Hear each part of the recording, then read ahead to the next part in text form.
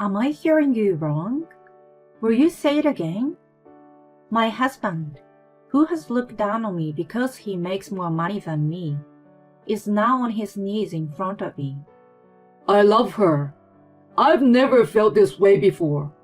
I want you to leave me. I will give you custody. In fact, we are going to have a baby, and I want her to give birth safely. So will you get out my house this month? He says this with sparkling eyes, but what he's saying is disgusting. Okay, here are the divorce papers. I will only take the younger girls. I don't know about that other kid. I said in a calm voice. Take our eldest daughter with you. He was really insisting. I don't want to do that, because she is. My name is Irene. I'm 45 years old.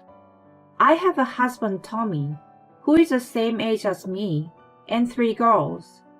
The oldest is 20 years old, and the younger girls are in the 5th and 4th grades. I work full-time as an office worker. I work early in the morning, and still prepare dinner even on the days I come home late. Good morning, Mom. My elementary school kids wake up by themselves, but my husband is not a morning person and doesn't wake up easily even if I call out to him. Hey, why didn't you wake me up? After a while, my husband wakes up with a grumpy look on his face. You're not a child. You should wake up by yourself. I tell him coldly. If I'm late, it's your fault. My husband raises his voice. What are you talking about? It's your fault, isn't it? When my daughter blurts out a good argument, my husband's face turns red. How dare you talk back to your parents? Oh, shut up. He's always like this, when he's not in a good mood. I grumble to myself. Oh, we're going to be late if we don't get out of here soon, won't we? My husband clicks his tongue at my words and rushes out of the house. This is a scene every morning in our house. And there is another problem. Micah, are you awake? If you don't get ready soon, you'll be late for work. I called out to my oldest daughter, Micah, through the door. Shut up! I quit work yesterday. Go away! I heard a noise from inside the room, as if she was throwing something at the door. Micah has a temper. After graduating from high school, she got a job, but it didn't last long and she quit. They moved from one job to another. As for the reasons for her resignation, she said that she felt excluded, and the colleagues talk about her behind her back. She didn't listen to what I had to say. Oh, okay, I'm sorry. She would apologize like that, but made fun of me. When it turned out that she had been lining her own pocket by selling my younger daughter's personal belongings without their permission, I thought they were trash, so I got rid of them. When she said that with a smirk on her face, I was so angry that I almost hit her. When the next phone bill exceeded $500, I scolded her. Do you think money grows on trees? If you want to play, you should go work. Micah seems to feel bad about it, and she was silent and sulking. And then my husband came home from work and said, Hey, don't yell at her like that. Don't you feel sorry for Micah? I make most of the money in this house anyway. If we are having a hard time making ends meet, it's because of your poor management of the family. He looked down on me and laughed. It's your constant pampering that's ruining it. Shut up! Didn't you hear what Dad said? I'm trying to get some rest and relaxing. You are always whining. Don't act like you're my mother. Micah glared at me sharply and went back to her room. Look, I can't do this anymore. I can't deal with her. Neither can you. You come home late. You don't do anything at home. Is earning money your only duty as a father? My husband sighs at the sight of me. Isn't it a mother's job to take care of the children? I feel bad about Micah too. But what can I do? He said this to me without any apology. Hey, you're coming home late every day these days.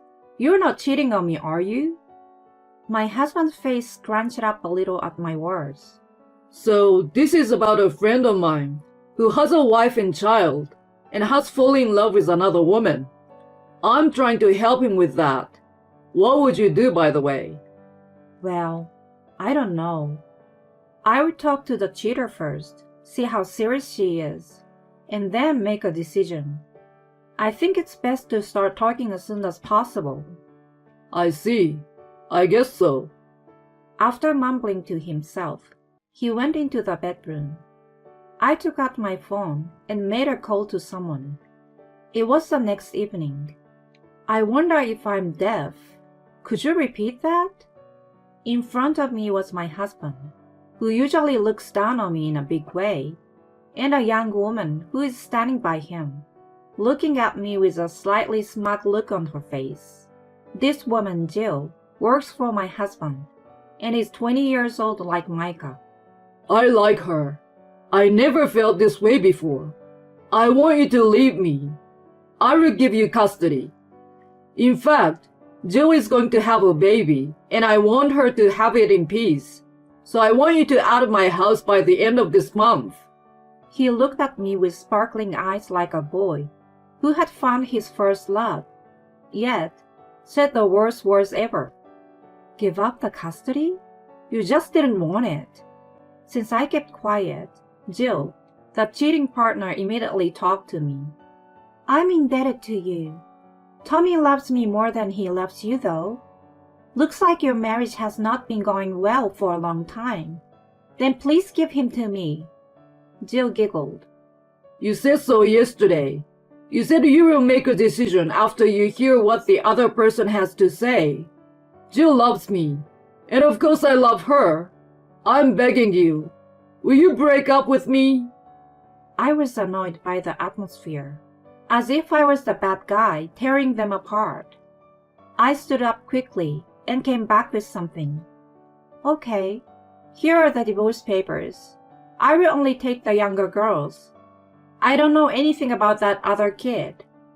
I said calmly, but my husband was extremely furious. Why? Take Micah with you. In short, he wants to spend a happy newly wedded life with his young wife, leaving everything else to me as before. How can I allow such a thing? I don't want to do that. She's not the one I carried in my belly. Since we are getting divorced, she's Micah's mother from now on, isn't she? She snickered at me. What? I don't know anything about that. Tommy, you said you will leave the kids to your wife. I don't want to take care of the kids. I don't know how to deal with elementary school kids. Jill, who had looked so relaxed earlier, suddenly became impatient. My husband looked troubled. Huh? Elementary school kids? What are you talking about? The one you're going to take care of is a 20-year-old woman just like you. Huh? Jill's surprised face at that time was so funny that I can't help laughing when I remember it now. Actually, Micah is not my child. 3 years ago, Micah came to our house with a big baggage. Who are you? I'm here to see my dad. It should be okay, so just let me in, she said to me with the same forceful attitude she has now. I immediately called my husband, and when I told him, No way! You are kidding, right? He had an illegitimate child. He had a child with a woman he had a relationship with before he met me, and he gave her a sum of money as child support without acknowledging her. Her mother passed away, and none of her relatives took Micah in. She must have had an attitude problem. One of the relatives tried to find her real father, my husband, and so Micah came to our house. At the time, my children were in the early grades of elementary school, and I didn't know how to explain the sudden appearance of a half-sister. Naturally, I refused to take Micah in. Then my husband got down on his knees, as he is doing now. Please, just for a little while. When she graduates from high school, of course I will let her leave. Just until then, please. I just watched my pathetic husband. Micah was a sophomore in high school at that time. I reluctantly agreed. I explained to the younger children that she was my husband's relative. At first, she was reserved. As time went by, Micah became arrogant to me and my daughters. She looked just like my husband, and I felt that she was really his child. Micah was sleeping on a mattress on the floor, but then, "I want my own room." When she told my husband this, he told me he had no choice but to give my younger daughter's room to Micah. And so, my two daughters shared a room with each other. Naturally, I was furious, but my husband said, It's only for a little while, right? She's leaving next year anyway. After Micah graduated from high school, she stayed at home and showed no sign of leaving. Furthermore, my husband suggested to me to treat Micah as my eldest daughter. At this point, my heart was filled with a desire to divorce my husband. I guess I had already made up my mind when I found out that he had an illegitimate child. My husband had spoiled Micah, who was causing problems without even facing them. If discipline is a role of a parent, then it is my husband's role to discipline Micah. It is none of my business. I increased my working hours from part-time to full-time as soon as I took Micah in order to get our lives on a more stable footing.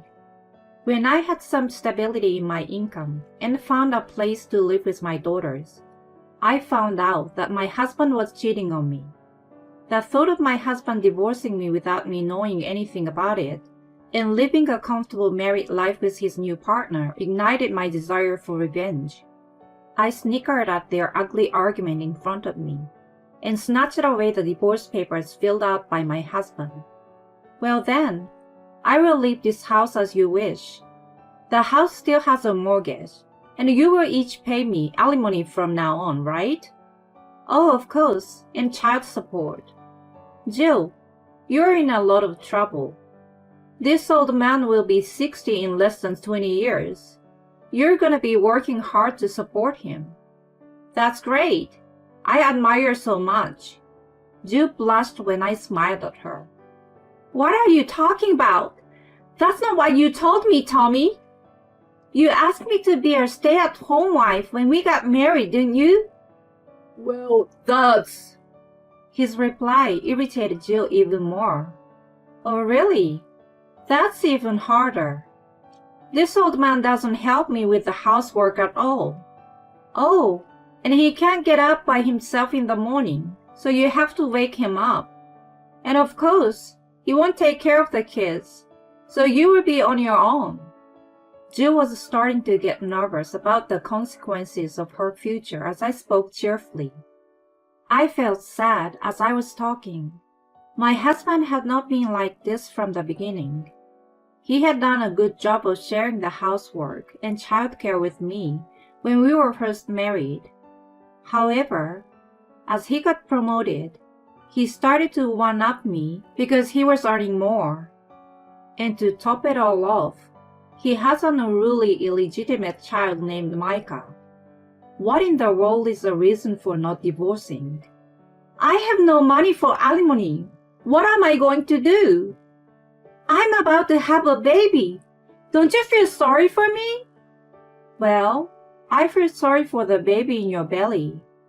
To have a woman who can't even say a single word of apology for destroying someone's family as a mother, and to have a stupid man as a father who thinks that the only role of a father is to make money." I said to them in a calm manner, and they turned red in the face. Jill, don't worry about the money. I didn't tell her this, but I actually have a good amount of money saved up from my bachelor days, so there's no need to worry about the money. Jill's face lit up instantly. She looked at me as if to say, "Hey, I won." Oh, I see. Oh, I thought I saw Micah rummaging through your wallet a little while ago. I think it was a credit card. My husband's face turned pale as I made a deliberate pretense of thinking. He rushed to Micah's room. Hey, you didn't. Micah seems to have overheard our discussion from her room. Well, I borrowed some money. I don't know the total amount, but maybe about $2,000 this month. Micah laughs bitterly, but soon turns the tables on him and says, But I don't have a choice. I'm in the middle of recharging my batteries, so it's your fault for being stingy and not giving me an allowance. Jill, the cheating partner, looked at the arguing father and daughter with a tense expression on her face. I was standing behind her. Isn't she an energetic girl? I couldn't even handle her. Good luck, her new mom. Oh, and don't forget the alimony. Jill fell to her knees and started waiting. I left her there without a word and walked out of the house feeling light. Thanks for waiting. Let's go back to our new home. My daughters came running up to me with smiles on their faces. Are you okay? My friend, who I had asked to watch over my daughters, was worried about me. It was a big win. I gave a peace sign and high-fived my friend. This is my friend's story, he said.